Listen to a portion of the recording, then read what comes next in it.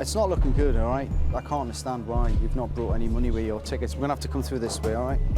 At the back, I've just discovered some old pay statements, and I just went out to the control and spoke to her. I said, well, why have you got these certificates with you? You know, if you're just coming to get, and she said, oh, well, it's just all my documentation that I had when I was in the UK.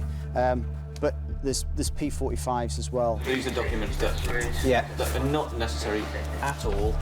Relevant. To obtain a course in Lahore. Exactly. It's question time for the law student. I can't fathom this out, because why would they buy you a single ticket and also send you their daughter halfway across the world with just £2 coins in the purse? I don't have any intention of staying here. I didn't ask her the question. I said, why do you not have a return ticket?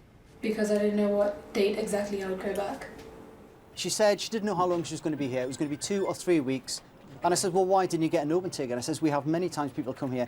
And she says, oh, yeah, I found about that on the aircraft. I hadn't heard of open tickets. She didn't know about open tickets? Didn't know about open tickets. This is a young lady who's lived in the UK. We get people coming here all the time who are coming as visitors, and if they don't have return tickets, they don't have money, they'll just be refused.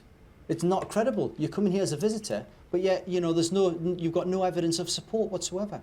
You said that you're going to come here, get these GCSE certificates, but yet you've come with all this documentation, and you would need that sort of stuff if you want to settle here. You've even got your, you're shaking your head, but in your wallet you had your national insurance card, which you had your national insurance number in. Why would you bring that to the UK? I just brought my wallet with me. But then we start going into things like her previous bank statements here, mobile phone accounts, in previous interviews with Job Centre Plus. Certainly with regard to her documentation, she has literally packed up everything, put it into a folder. It's as if she's picked up her life, brought it here. And I think we've got to remember this. I mean, the family had lived in the UK since 2002. The father had been working here. She's had most of her informative years here. Like I said, she's been a student here. She'd got a job.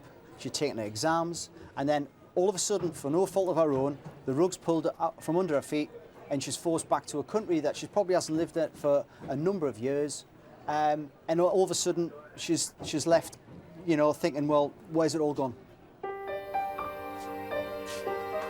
Okay. Just want to... Right. The decision is that you're going to be refused entry, okay? You're coming in as a visitor, but you've got all this documentation which pertains nothing to why you want to come here regarding your education. Now, if you want to come back to the UK, you can, but what I would advise you to do is get an entry clearance visa, okay? You can still go and ask for a visit visa or a student visa, whatever you want to do, but rather than you having to come here and go through all this, it means you go to the embassy, you put all the evidence in front of them, and you allow them to make the decision.